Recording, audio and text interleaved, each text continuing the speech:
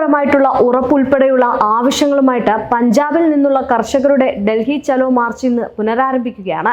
പാർലമെന്റിലേക്കുള്ള പ്രതിഷേധ മാർച്ചിൽ കഴിഞ്ഞ 8 മാസമായിട്ട് പഞ്ചാബ് ഹരിയാന അതിർത്തിയായ ശംഭു അതിർത്തിയിൽ ക്യാമ്പ് ചെയ്യുന്ന കർഷകരും പങ്കെടുക്കുന്നുണ്ട്.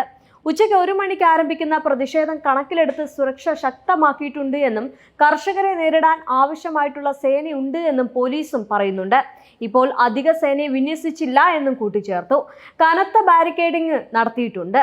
5 അതിലധികമോ ആളുകളുടെ ഒത്തുചേരലുകൾ അംബാല ജില്ലാ ഭരണകൂടം നിരോധിച്ചിരിക്കുകയാണ്. കർഷകർ ട്രാക്ടറുകൾ എടുക്കുന്നതിന് പകരം കാൽനടയായി മാർച്ച് നടത്തുമെന്നും കർഷക നേതാവ് സൻവാൻ സിംഗ് പന്തേർ പറഞ്ഞിരുന്നു.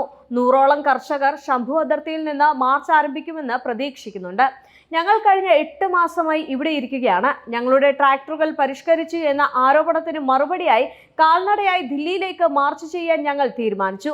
പന്തേർ പറഞ്ഞതും ഇങ്ങനെയാണ്. കർഷക പ്രസ്ഥാനത്തിന് കാപ്പ് പഞ്ചായത്തുകളിൽ നിന്നും വ്യാപാരി സമൂഹത്തിലെ അംഗങ്ങളിൽ നിന്നും പിന്തുണ ലഭിച്ചിട്ടുണ്ട് എന്നും അദ്ദേഹം കൂട്ടിച്ചേർത്തു.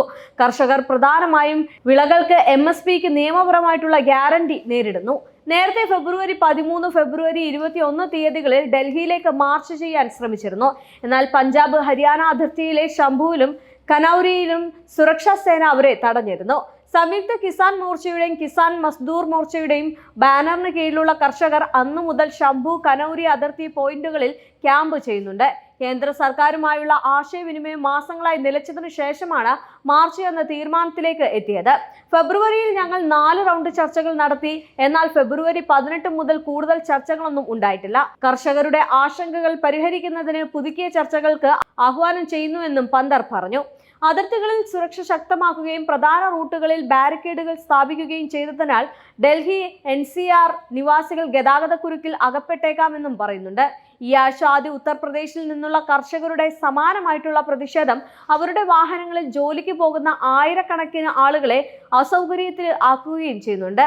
MSPക്ക് നിയമപരമായിട്ടുള്ള ഗ്യാരണ്ടി കൂടാതെ കർഷകർ കടം എഴുതി തള്ളുക, കർഷകർക്കും കർഷക തൊഴിലാളികൾക്കും പെൻഷൻ, വൈദ്യുതി നിരക്ക് വർദ്ധിപ്പിക്കാതിരിക്കുക എന്നിവയാണ് കർഷകർ ആവശ്യപ്പെടുന്നത്. 2021 ലങ്കിപൂർ ഖേരി ആക്രമണത്തിന്റെ ഇരകൾക്ക് നീതി, 2013 ഭൂമി ഏറ്റെടുക്കൽ നിയമം പുനഃസ്ഥാപിക്കുക, 2020-21 മുൻ പ്രക്ഷോഭത്തിനിടെ മരിച്ച കർഷകരുടെ കുടുംബങ്ങൾക്ക് നഷ്ടപരിഹാരം എന്നിവയും അവർ ആവശ്യപ്പെടുന്നുണ്ട്.